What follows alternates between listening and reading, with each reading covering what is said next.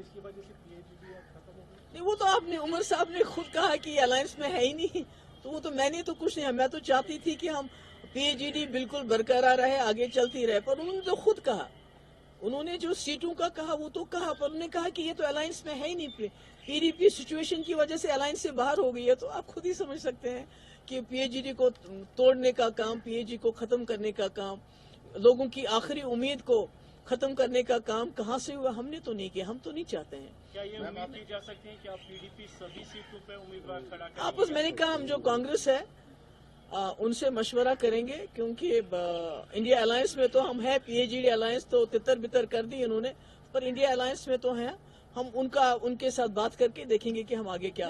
क्या PDP की strategy south Kashmir को लेकर अब चेंज होगी? क्योंकि पहले अलायंस की बात होती थी, लेकिन कहीं ना कहीं आपका नाम भी आ रहा है साउथ कश्मीर अनंतनाग सीट के लेकर। नहीं, अभी तो मैंने कहा ना, मिल बैठ के आपस में मशवरा करेंगे कि how to go about it, क्या करेंगे क्या नहीं करेंगे, वो अभी हम कोई इस वक्त मैं इन सारे सवालों का आपका जवाब नहीं दे सकती। उमर साहब ने कहा कि PDP जो थी तीसरे नंबर पे थी, इसलिए वहाँ अलायंस की तो बात ही नहीं आ रही। मैं तो नहीं जाऊंगी, 2014 में तो फारूक साहब हार गए, तो इसका मतलब है फिर वो इलेक्शन ही नहीं लड़ेंगे।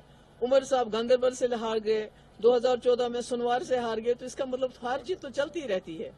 अगर कोई हारे तो इसका मतलब है वो दोबारा वहाँ से इलेक्शन ही नहीं लड़े। ये तो मुझे लगता है ये तो ज्यादती है। आप मानती हैं आपसी मतभेद के चलते इंडिया अलायंस से और कमजोर हो गई? देखिए, हमने एक डेमोक्रेटिक अलायंस बनाई थी जम्मू कश्मीर में PAGD की शक्ल में। यहाँ तो बहुत रेजिस्टेंस बनी है, बहुत सारे रेजिस्टेंस करते थे, मगर वो with in constitution, with in democratic process नहीं बनते थे। ये एक यूनिक अलायंस था। तो इसको जिस तरह से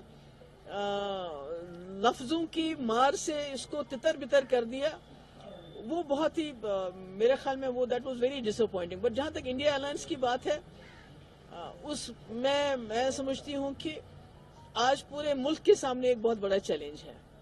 जम्मू कश्मीर तो लेबोरेटरी है, जो मुल्क में हो रहा है उसकी लेबोरेटरी जम्मू कश्मीर में है, तो हमें तो यहाँ इकट्ठा होना चाहिए था। जब हम यहाँ तितर बितर हो गए तो उसका नेचुरली एक तो हो जाता है वो।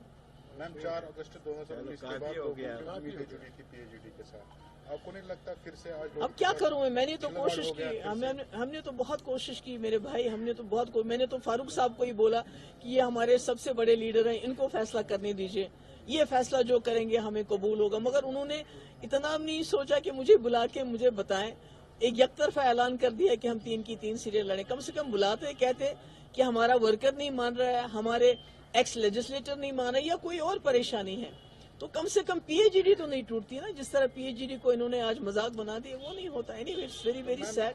आपको क्या लगता है लोगों के आपके ऊपर फिर से कैसे भरोसा बनेगा? आज फिर से लोगों के साथ खिलवाड़ हो गया, PAGD को नहीं, देखिए ना, हमने तो नहीं किया, आप जानते हैं हमने तो नहीं किया, हमने तो कोई खिलवाड़ नहीं किया। हम तो चाहते हैं, हम तो अभी भी चाहते थे कि भाई अलायंस के लोगों का, क्योंकि लोगों की आखिरी उम्मीद है, जैसा आपने कहा, कि PAGD इकट्ठे रहे। जहां महबूबा मुफ्ती, उमर अब्दुल्ला, फारूक साहब, तारिक आमिर साहब इकट्ठे खड़े होते थे कांग्रेस के साथ, तो एक बात बनती थी। तो अब अनफॉर्चुनेट हो गया, तो क्या कर सकते हैं।